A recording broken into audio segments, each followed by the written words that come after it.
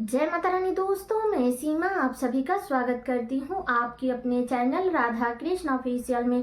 उम्मीद करती हूँ आप लोग बहुत ही अच्छे होंगे। तो ये बताने के लिए कमेंट बॉक्स में जय श्री विष्णु जरूर लिखिएगा।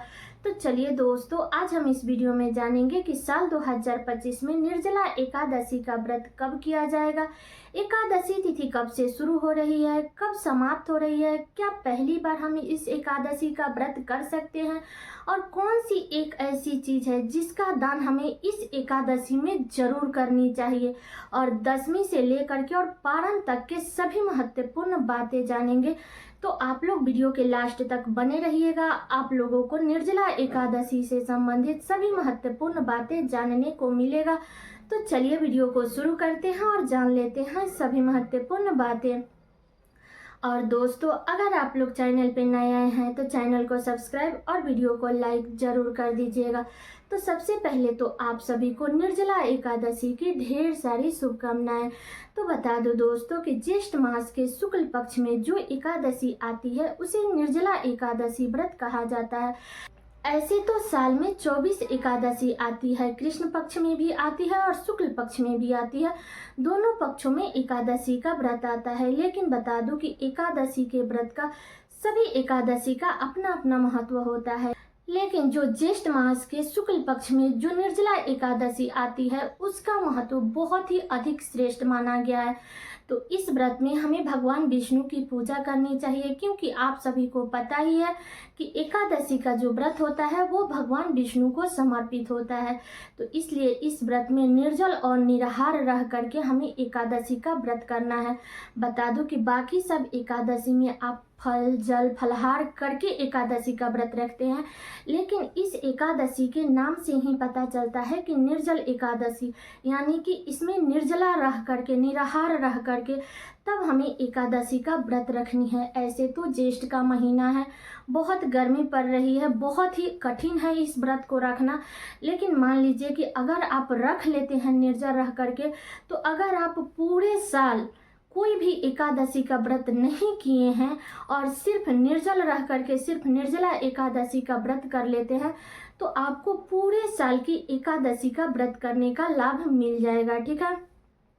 और इस व्रत को करने से हमारे सारे पाप नष्ट हो जाते हैं और सभी पुण्य फलों की प्राप्ति होती है और अंत में वैकुंठ की भी प्राप्ति होती है। तो इसलिए इस एकादशी का जो महत्व है वो बहुत ही अधिक श्रेष्ठ है। तो आप लोग निर्जला एकादशी का व्रत जरूर रखिएगा, जो लोग भी एकादशी का व्रत रखते हैं वो लोग। ठीक है।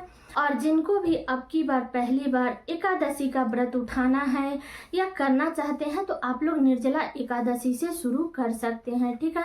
बता दो कि इस एकादशी के व्रत में बहुत ही अधिक कठिन परिश्रम करनी पड़ती है, क्योंकि इतना बड़ा दिन हो रहा है, गर्मी का दिन हो रहा है, तो शरीर से कष्ट तो बहुत ही अधिक होगी।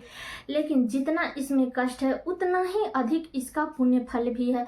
तो इसलिए जो लोग भी निर्जल एकादशी का व्रत करते हैं, इसलिए आप लोग निर्जला एकादशी का व्रत जरूर कर लीजिएगा। ठीक है। बता दो दोस्तों कि बहुत सारे लोगों के मन में होता है कि काश मैं भी निर्जला एकादशी का व्रत रखती, लेकिन उनका तबीयत खराब है या किसी भी कारणवश वो नहीं रख पाते हैं। तो मान लीजिए कि कुछ ना करने से अच्छा है कि कुछ करें। ठीक है। तो अब कोशिश तो करनी चाहिए कि हमें निर्जल रह करके तब इस एकादशी का व्रत करने चाहिए। लेकिन आप वैसी परिस्थिति नहीं है, निर्जल नहीं रह सकती हैं किसी कारणवश, तब आप लोग जल फल ग्रहण करके भी इस एकादशी का व्रत जरूर रख लीजिएगा। ठीक है। क्योंकि ये साल की सबसे बड़ी एकादशी मानी जाती है, तो इसलिए इसको किसी भी प्रकार से आप लोग रख लीजिएगा। और जो लोग स्वस्थ है उसे तो इस व्रत को निर्जल और निराहार रह करके ही करनी चाहिए। ठीक है। बता दो कि इस एकादशी के व्रत में भगवान विष्णु की पूजा, भगवान विष्णु के मंत्रों का जाप जितना अधिक हम करेंगे वो कई गुना बढ़ करके हमें मिलता है।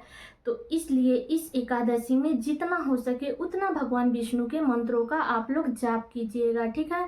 बता दो दोस्तों कि निर्जला एकादशी में जल से भरे घड़े का दान जरूर करनी चाहिए, क्योंकि खुद निर्जल रह करके और दूसरों को जल पिलाना ये बड़े ही पुण्य की काम होती है। तो आप लोग इसमें घड़ा जल से भरा हुआ आप लोग दान कर दीजिएगा। बहुत सारे लोग हैं जो अपना प्याऊ खुदवाते हैं, कुआं तालाब खुदवाते हैं, तो आप अपना देख लीजिएगा, जिस लायक भगवान आपको सामर्थ्य दी हैं उसी लायक कीजिएगा, लेकिन इसमें जल का दान जरूर करनी चाहिए। ऐसे गर्मी का मौसम है तो आप लोग छतरी का भी दान कर सकते हैं, चप्पल का भी दान कर सकते हैं, लेकिन इस व्रत में जल का दान करना बहुत ही श्रेष्ठ माना गया है, तो आप लोग जल का दान जरूर कर दीजिएगा, ठीक है। और जो लोग भी एकादशी का व्रत नहीं करते हैं और करना चाहते हैं, तो इस निर्जला एकादशी से आप लोग मतलब कि एकादशी का व्रत करना शुरू कर सकते हैं। अब चलिए जान लेते हैं कि एकादशी तिथि कब से शुरू हो रही है और कब समाप्त हो रही है। तो बता दूं कि एकादशी तिथि शुरू होगा 6 जून को, दिन है शुक्रवार, सुबह में 2:15 पर एकादशी तिथि शुरू हो जाएगा। ऐसे ही 5 जून के मध्य रात्रि माना जाएगा। एकादशी तिथि समाप्त होगा 7 जून को, दिन है शनिवार, सुबह में 4:47 पर एकादशी तिथि समाप्त हो जाएगा, ठीक है। तो अब की बार एकादशी का जो व्रत है वो 2 दिन की रहने वाली है, ठीक है। तो जो भी मतलब कि गृहस्थ जन लोग हैं वो लोग 6 जून को एकादशी का व्रत रखेंगे, और जो भी वैष्णव संप्रदाय के लोग हैं वो लोग 7 जून को एकादशी का व्रत रखेंगे।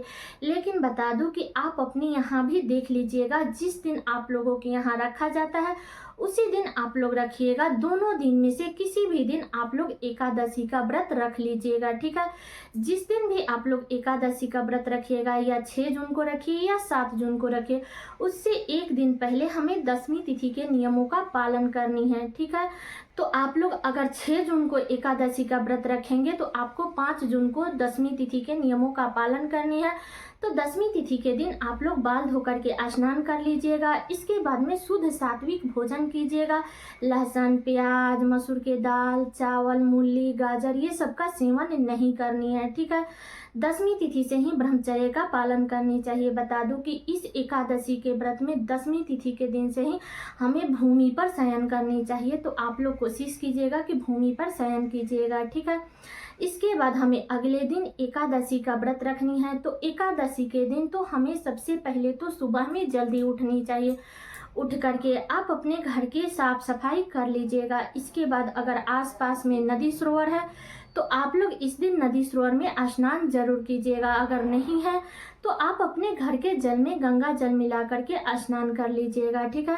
इसके बाद इस दिन हमें विष्णु भगवान की पूजा विधि विधान से करनी है।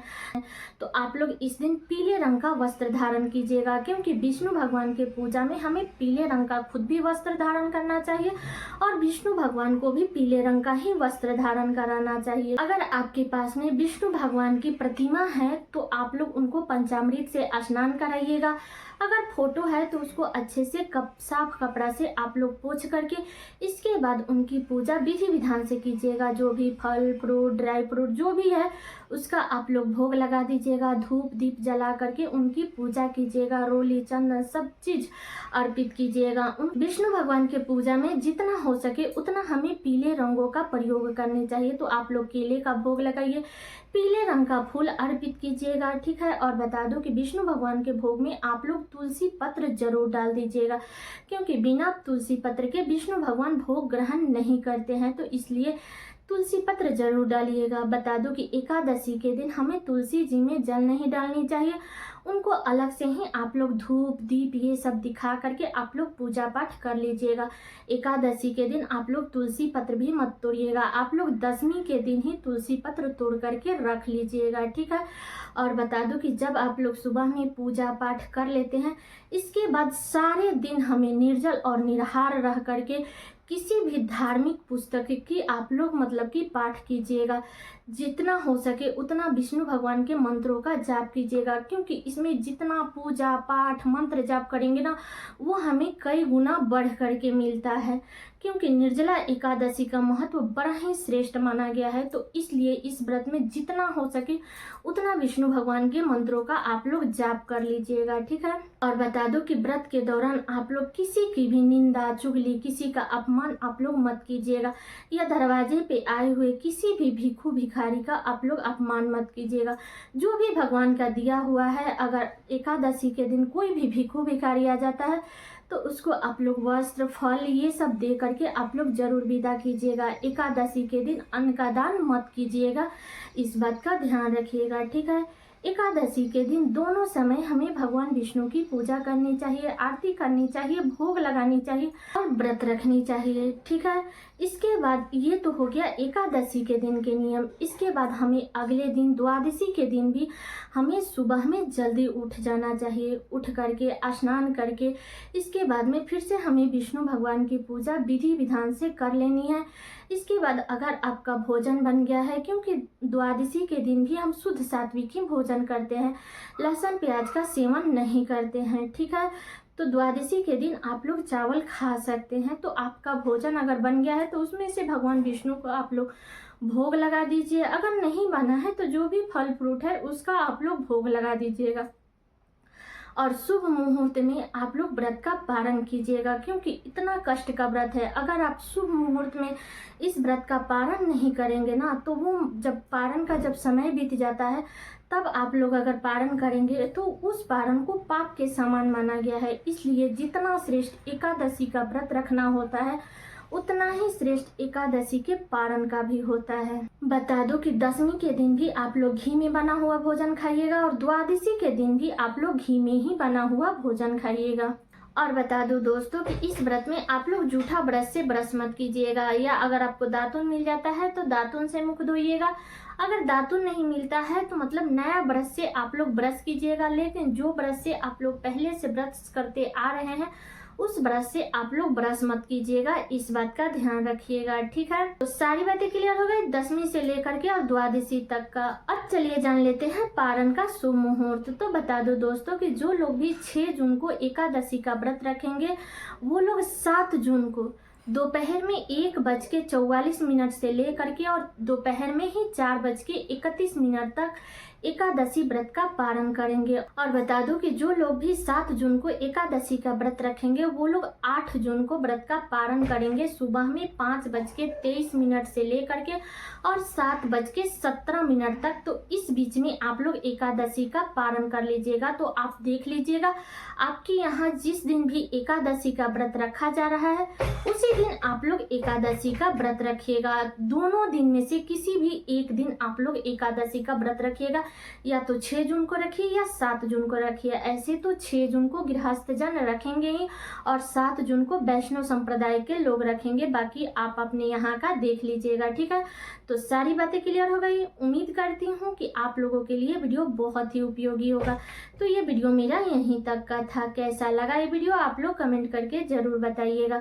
चैनल पे नए आए हैं तो सब्सक्राइब कर दीजिएगा, वीडियो को लाइक कर दीजिएगा और वीडियो को शेयर कर दीजिएगा, ताकि हर किसी को निर्जला एकादशी से संबंधित सभी महत्वपूर्ण बातें जानने को मिल सके। तो चलिए दोस्तों, मिलती हूँ अगले वीडियो में किसी नए वीडियो के साथ में। तब तक के लिए नमस्कार।